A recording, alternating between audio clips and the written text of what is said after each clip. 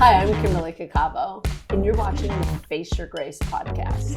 And I am Kate Nowlan, and today we are joined by my dear friend, a very gritty entrepreneur, Anna Crowe with Crowe PR. We are so glad to have you. Thank you so much for having me. Excited to be here. We're going to start with some simple questions just to get you warmed up, get you loose so you can really talk about the real stuff. So why don't you share with us your greatest strength? Well, I think it's such a great question, right? I was thinking about strengths the other day, and if I listen to strength finders, my greatest strength is ideation. Good ideas, bad ideas, everything in between. Just no shortage of ideas, right? And I think that's a strength for sure. Absolutely. But I think that at the core of it, my biggest strength really is the opportunity to see the positive in everything and to really be an eternal optimist. I just love the fact that I can go to bed with a issue in my mind thinking, oh, okay, let me think, there's got to be a way to solve it. But maybe feeling a little deflated from something. Right. But then waking up the next day and thinking it's a beautiful day and whatever it was, I can overcome it and solve it and it'll be great. And that also enables me to see the positive in other people, which can be great. And also it can be a downfall sometimes because you only see the beauty in other people. That's great. I love that. Great way to live. I know. Can you teach that to my family? Sure. $100 an hour. Good. Okay. Perfect. It's a bargain. Yeah, exactly. Yeah, you don't know her family. Yeah. You guys got that. All right. What is your biggest accomplishment? Personally, professionally? Professionally, Everything. Both. I mean, whatever you feel like sharing today. Yeah. Let's see here.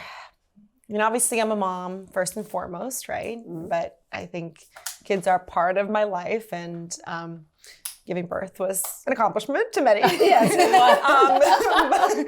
But overall, I think I'd say writing my first book was a big accomplishment, not because it is a New York Times bestseller yet, but because, get real, but because it was something that I wanted to do, I've always wanted to do. And I started a lot of stories through my life and little poems here and things, right?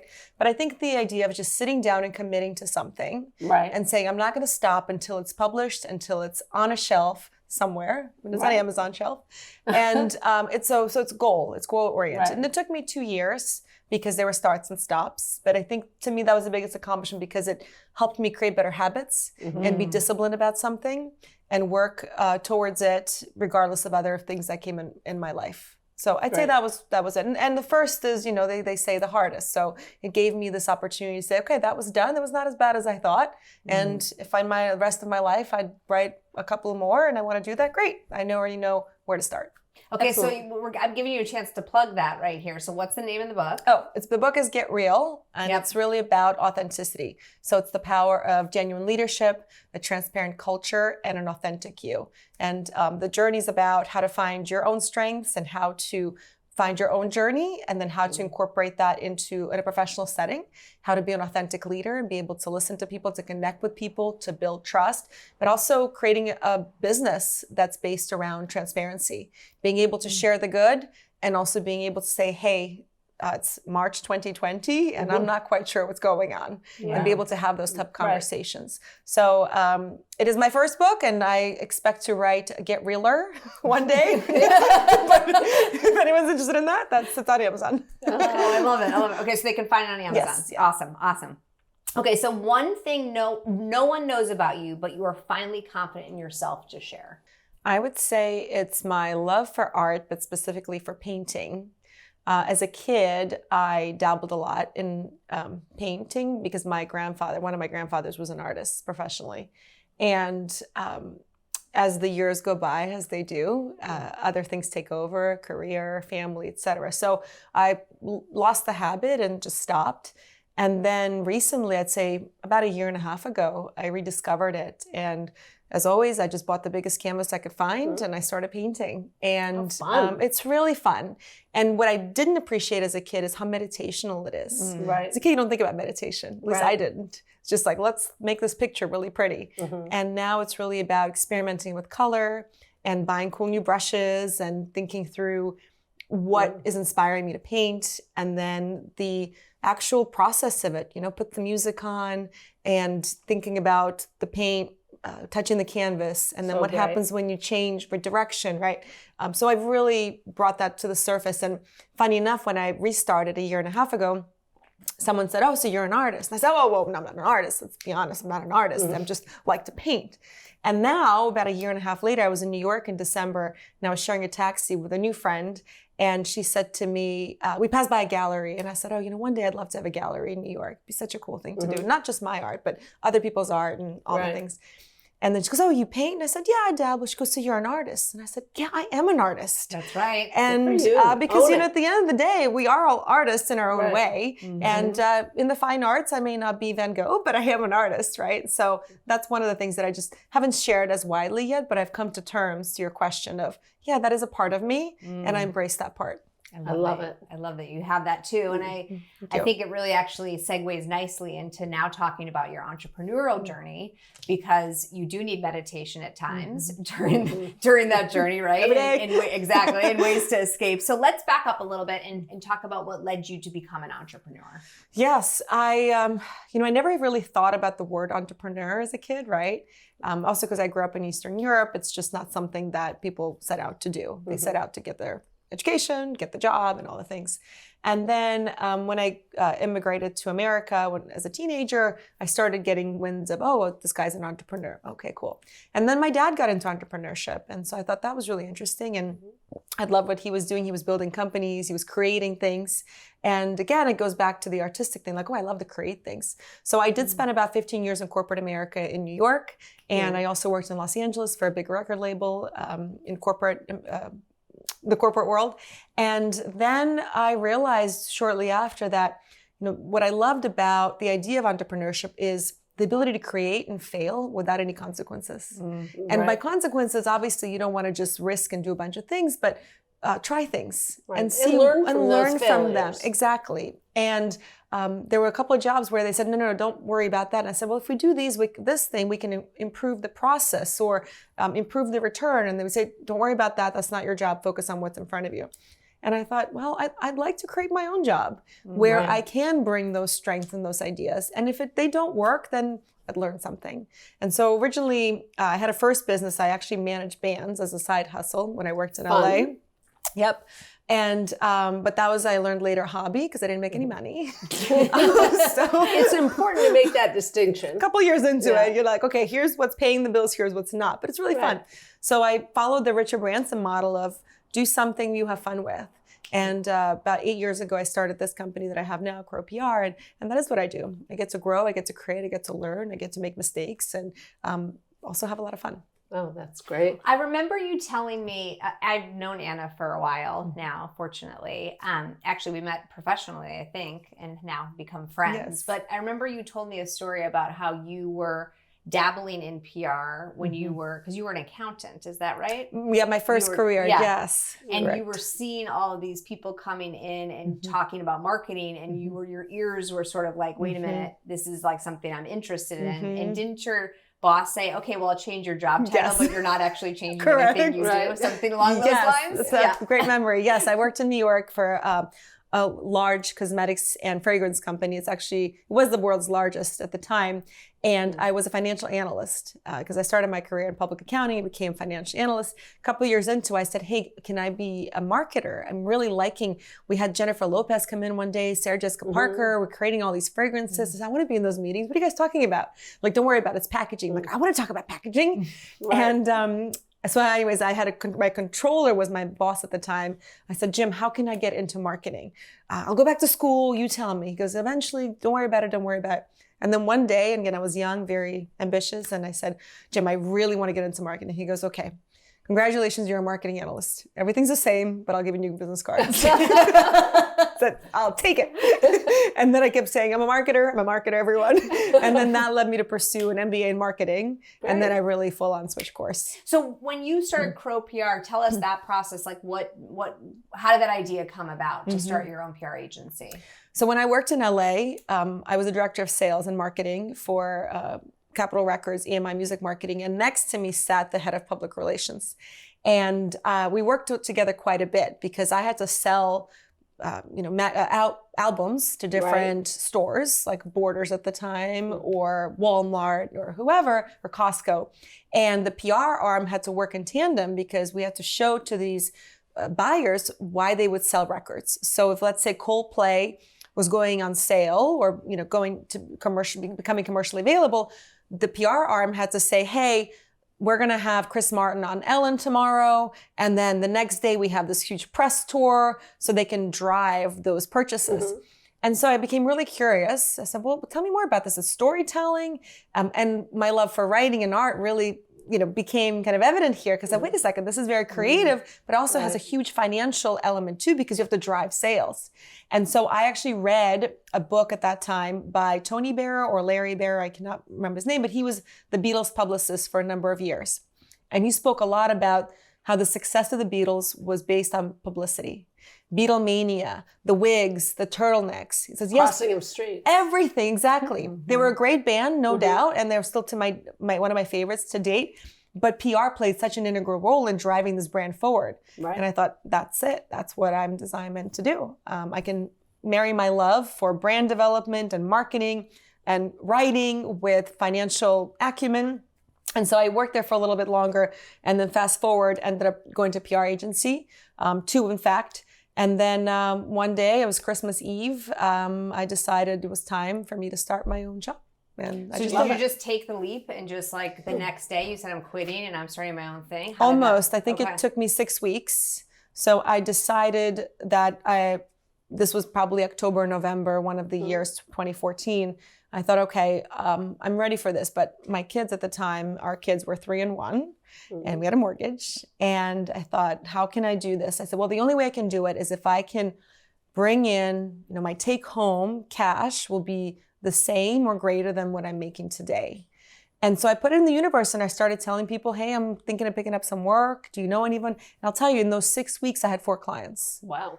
And then so Christmas Eve, I was in the parking lot of my then job and I called incorporate.com and I said, I'd like to start a business. And I went through the whole process. I had my credit card in hand, something on my old flip phone. And they said, great, congratulations. Now we'll need to name it. And I said, oh, shoot, I did not think of the name for this company. They said, well, just give me some name. I said, well, my last name's Crowe. Let's do Crowe PR. I don't think there's a Crowe PR out there. I'll change it when I'm, up and running. Well, that's what it was. And I haven't changed it since. Stuck with it. Just stuck with it. And so that was it. So then job That was quit. it. And then I started, quit the job. And then on January 5th, 2015, I had my first office, which was James Coffee Shop in Little Italy. And I'd spend 4 days there and, buy an apple strudel and 2 cappuccinos and I'd work from there. And that feeling was my first ever feeling where I opened up a new laptop. I had 0 emails. Right. And I just thought, okay, blank canvas, what to do now? I have these clients and I'll set up my meetings. And from there, it just snowballed. And then about 9 months into it, I had a big client come my way. They said, let us know when you're ready for us. I said, absolutely. And then they circled back and said, let's start in a month. So then I had to hire some people and build from there. And so how many people do you have on your team now? 30. Amazing. Yeah. Amazing. Love it. Thank you. Love it. All right. So what's your favorite part of being a female entrepreneur? Female entrepreneur. I think for me, it's probably connecting with other female entrepreneurs. I think we're still a minority in the grand sense of the world. And in terms of, especially ones that make it over $1 million, right? Because a lot of people have great ideas and a lot of people start businesses. But a lot of times those businesses fade out or they become hobbies. That's in my case, my first business. And, or something happens in life that has to shift gears. People have to shift gears, fortunately, unfortunately. And, but I do love connecting with entrepreneurs and women of business owners from startup to multi-million-dollar businesses. There's just something special about building that community, that tribe, and understanding each other. And I think that's my favorite part. Yeah. Well, and you're so good at that. I mean, that's how I think we met. And then shortly after we met, you had a dinner with a bunch of other, I mean, it was even during COVID, I think we figured out a place to go that was outside and safe and all of us could feel comfortable there. But it was a way for all of us to be able to connect and really share our own paths and journeys. And I think that camaraderie. Absolutely. There's something about that. And the continued inspiration, right? The accountability and the inspiration. Because I find I learn something new every time have a conversation, right? I've discovered, because sometimes it's a big aha, sometimes it's a little aha, or someone else walks away and said, hey, because of this conversation, I did these 3 things. And I go, whoa. Well, that's what's so fun about working with women, right? I mean, we support each other, we help build each other up. And that's what we're excited about with Face Your Grace, because we are targeting women. And all the women we've met are so inspirational, and so it's so much fun. So much fun. Well, and I think we felt that way when we ran our business too, was connecting with other women and also the women that worked for us. I think that was a big part for us. Yeah, I love that. It was so good. All right. So what do you wish you knew then, so before you started your business, that you know now? Because we're trying to help other women that are starting businesses not make the mistakes that we've all made, right? Like, and that's part of that community, right? And being able to work, to connect with other women. So if you can be vulnerable here, what is that? I think, well, there's a couple of things, right? On the community side is just find your network sooner than later. Right? Everyone's been through it in some way, shape, or form. And people want to help. People want to help, right? And you may be dealing with $100 million company, but your issues may be very similar, right? Just at a different scale. Or you may have different issues, but which is great too, because we all learn from those issues. But that's maybe a seedling for you to think about down the line. So I think just finding that community versus research and Googling and spinning your wheels is important sooner than later. I would also say that for me, this journey has been very transformational as a leader, but also as a person, as a wife, a mom, a sister, and all these things. And what I wish I did a little bit sooner was probably just try to understand what type of leader I want to be, what type of company I want to create. Because at the time I was like, just do the work to get the paid, right? Just get the money. Right. But if I had set myself some of that strategic time on the front end, even if it was an hour a week, to just have that conversation, honest conversation, where do you want to take this? How do you want to lead people? I think it would have avoided some first year mishaps and trials. I think I'm a very empathetic person, as are you two. And I think you want to put people ahead of anything else, but at the same time, it's important to realize when people have outgrown you or you've outgrown them, or it's no longer a fit. Right. And be able to have that honest conversation versus just hanging on to something because, well, we said we were going to do this. Oh, no. So just setting that time for yourself. And I know this is so cliche, but self-care is a big part of it. And it's defined differently for other people. Sure, massages are that, but so is meditation and other things. So is painting. Right. And just understanding, what does it mean for me? And as a woman, especially if you have children or pets or husbands or partners and all other people that rely on you, or parents, to give yourself that time and that grace to take care of yourself. Right. Great idea. So critical. Yeah. So critical. And good advice. We didn't listen to that advice, I think. No, we did. Take care of ourselves? We were running ragged. Okay. We were running ragged, but she would say, okay, everybody on the floor, push-ups now. Well, that was just beating you all up. That wasn't that's relaxing. No, she was trying to get a workout in. And oh, that was true. She was a little bossy, but I can't see it. Yeah, no. Yeah, no one knows that about me. No. Yeah, okay.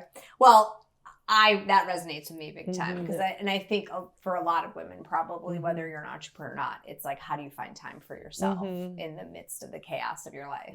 Schedule it. Yeah, yes, exactly right. You got to schedule it. Absolutely. So what are some unexpected challenges you faced as an entrepreneur, and how have you overcome them? Unexpected challenges, have been the obvious, right? The pandemic, the change of the marketing environment, change in the recession pending, the interest rates and all those things. I think the last 3 years particularly, it's hard to forecast things when things are so in flux. Right. So that's one of those things that, you just have to learn how to be resilient and go with the flow as much as you can. How to pivot when you need to, right? Control what you can control and leave that little piece for, hey, this may go totally sideways. What's my backup plan? Right. So for us, for instance, it's been diversification. So making sure the business is not relying on one thing, so that if that one thing is in jeopardy for whatever reason, we've got other things that can keep the jobs going. And as we rebuild and pivot the business, so that's just the bigger things that have come into my life and other people's life over the years. But also, I think just scaling the business in general. You have those valleys of death that you come across where everything's flowing. You're like, we're on fire. And then you hire 3 more people and the whole system breaks down. Right. And you're just going, what happened? I thought that was supposed to get easier when I had more people. And now you have to learn to adapt how do people communicate, right? Or if you're going from working in an office to virtual setting, how do we communicate? How do we align? How do we strategize? So all of those, so dealing with change, and then understanding that it's just change is constant, and you have to account for it. And that's the way it goes, right? Especially when you have a lot of people working for you. It's like there's never, just when one person's problem solved, there's somebody else that has a problem that needs solving. Right. Some days it's like, can we just have 1 week where things are just flowing? Yep, exactly. But to your point, it's knowing that that's just, that is the normal, right? And to expect that. And I think, especially in entrepreneurship, just never expecting things to be dull is probably a great way to set yourself up for success, right? Like that excitement can come in all forms, even if it's stress. And you celebrate the wins, and then you know that you get through this, and then eventually you'll have another win, and you'll wait for that, and you'll do what you can to manage the downside. Yep. All right. So, final question: what is your grace?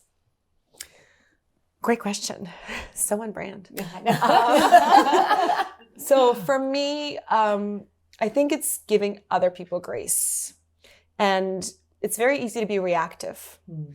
If people dismiss you or say something rude or whatever people do in the course of their lives, to understand that they're likely going through something and to give them grace for that. Good answer. I mean, that is critical. We found that often. We needed we needed the grace, and sometimes we needed to give it. Absolutely. But we faced it. Well, now we're really facing our grace.